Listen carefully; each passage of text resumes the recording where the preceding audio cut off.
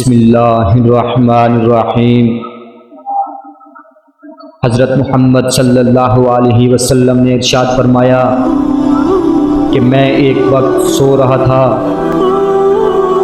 میں نے خواب میں دیکھا کہ لوگ میرے سامنے پیش کیے جا رہے ہیں اور وہ کرتے پہنے ہوئے ہیں، کسی کا کرتا سینے تک ہے اور کسی کا اس سے نیچے ہے۔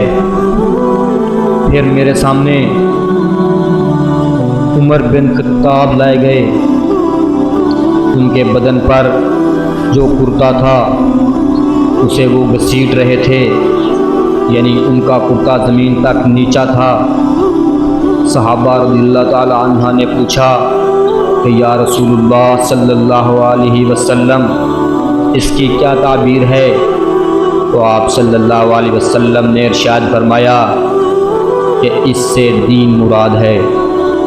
صحیح بخاری حدیث نمبر 23۔